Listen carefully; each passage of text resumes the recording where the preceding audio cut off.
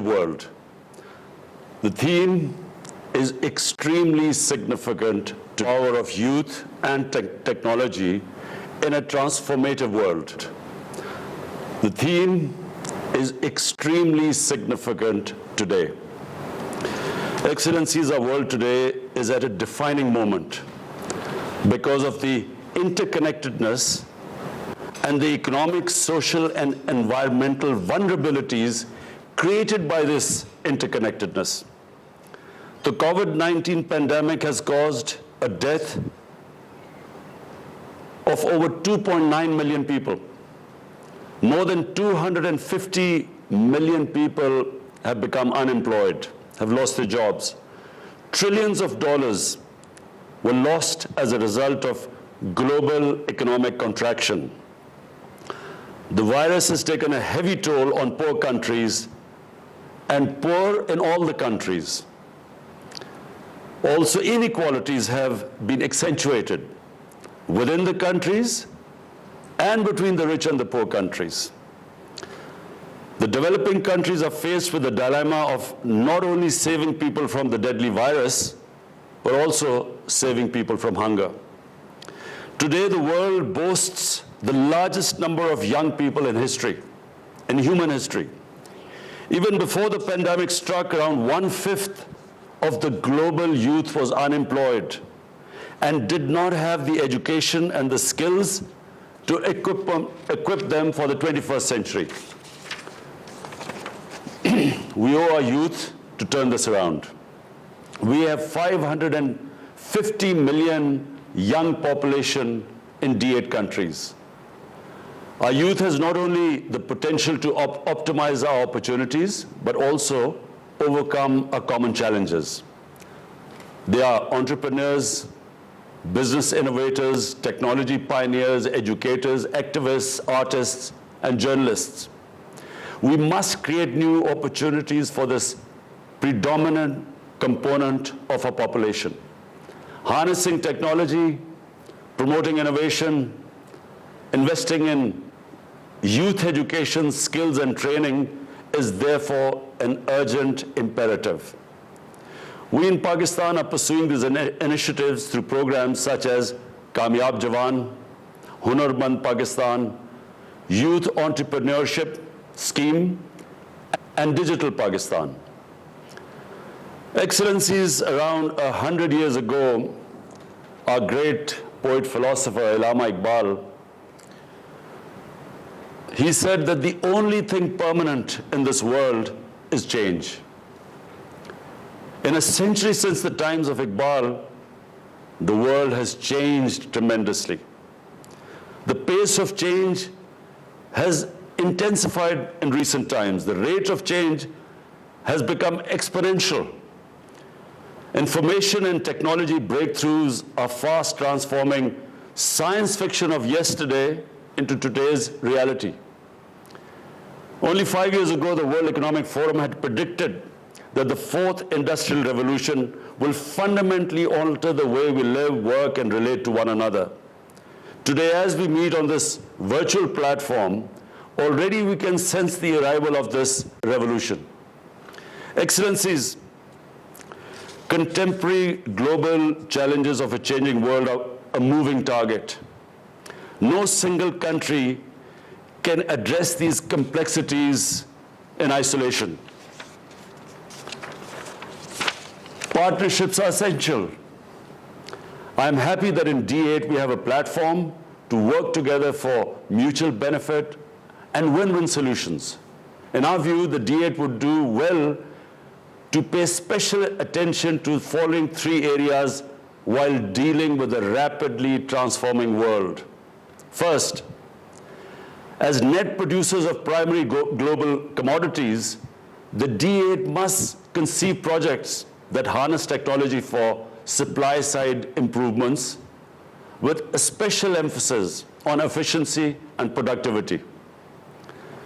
With cost of transportation and communications improving due to innovations, the D8 members must partner to keep pace with the logistics and global supply chains.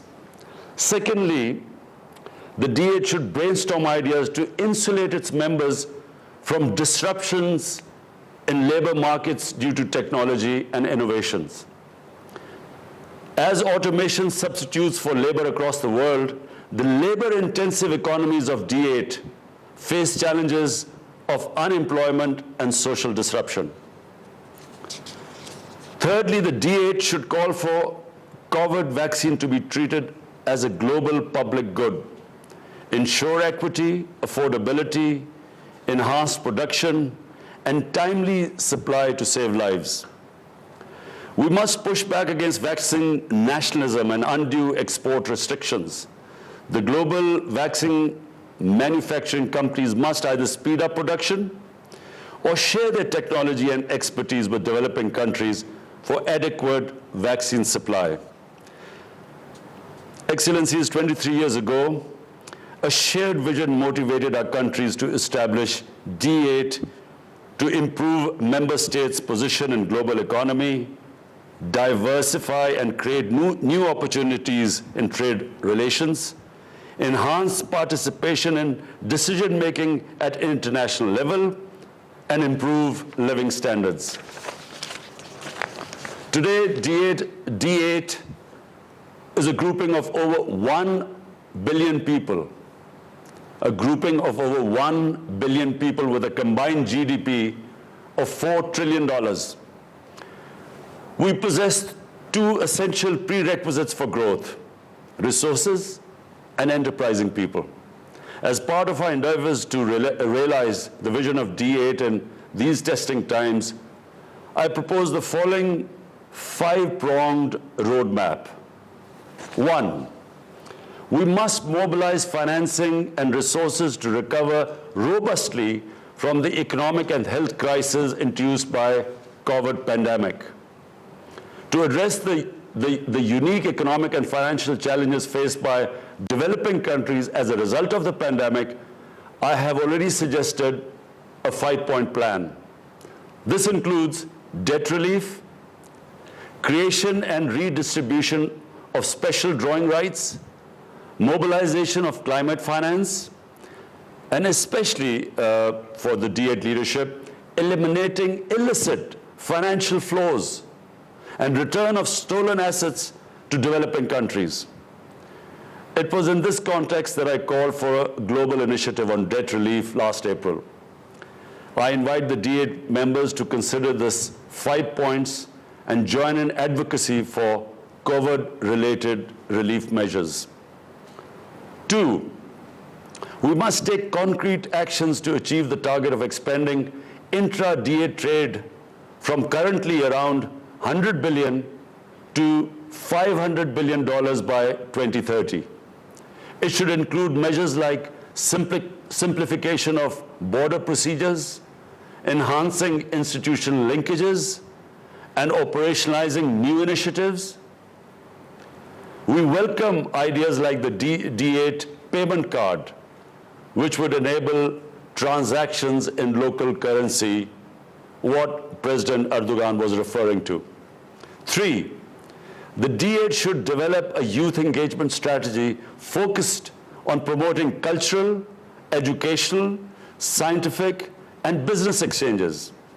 Linkages should be established between educational institutions like scholarships, skill development, trainings, fellowships, joint research, and exchange programs for the youth, particularly in the field of science and technology.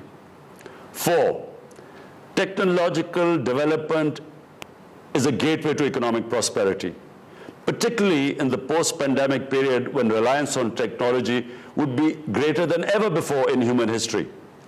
To remain competitive, we must promote knowledge-based economies, increase expenditure on research and development, and focus on rapid digitalization. Pakistan has recently hosted the inaugural meeting of the D8 Network of Pioneers of Research and Innovation.